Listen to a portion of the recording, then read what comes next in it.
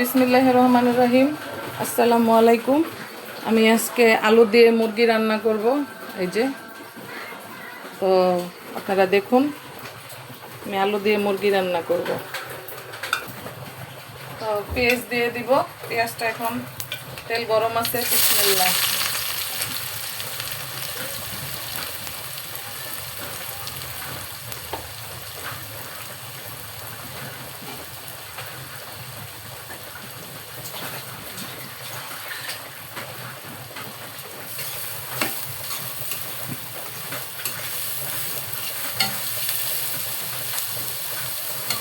পেঁয়াজটা ভাজা হোক। বাহিরে প্রচন্ড বৃষ্টি।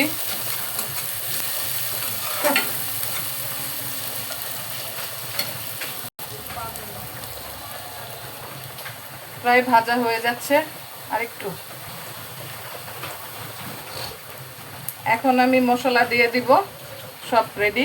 এখানে হলুদের ফাঁকি, মরিচের ফাঁকি, ধনিয়ার ফাঁকি, জিরা গুঁড়া, গরম মশলার গুঁড়া, আদা রসুন, লবণ আর একটা কাঁচামরিচ দিয়ে দিলাম। যার যার পরিমাণ মতো দিবেন। এখন আমি নেড়ে দিব, নেড়ে পানি দিয়ে দিব।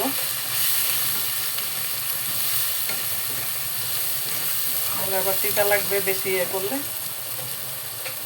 পানি দিয়ে দিলাম।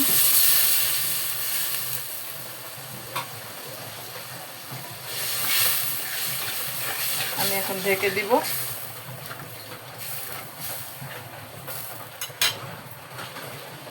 ঢাকনা দিয়ে দিব সিদ্ধ হওয়ার জন্য পেঁয়াজটা। তো একটু ওয়েট করি।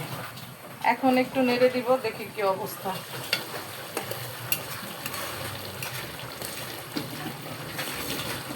আর একটু হবে, আবার ঢেকে দিলাম। চলুন, মনে হয় কষিয়ে হয়ে গেছে।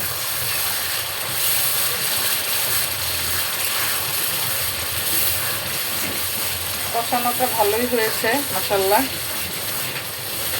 এখন আমি মুরগি দিয়ে দিব। তেলটা উঠে গেছে।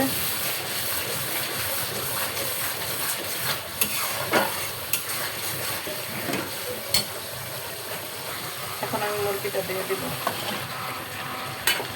দিয়ে নাড়ব।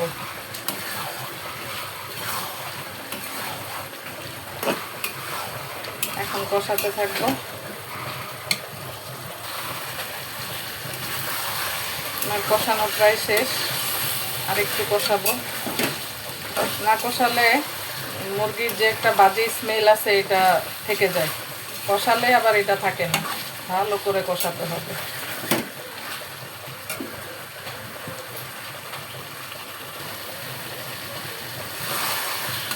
এখন আমি আলুটাও দিয়ে কষিয়ে দিব। আলুটা দিব।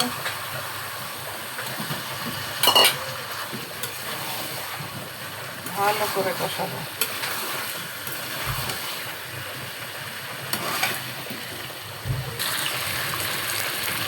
কষানো আমার শেষ।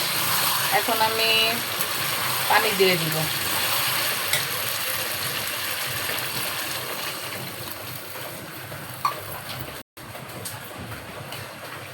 নেড়ে ঢেকে দিব সিদ্ধ হওয়া পর্যন্ত। সাথেই থাকুন। তো এখন ঢেকে দিব সিদ্ধ হওয়া পর্যন্ত।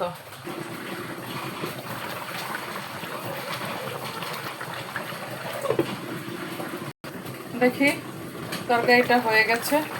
এখন নামিয়ে ফেলবো। একটু জিরার ফাঁকি দিব।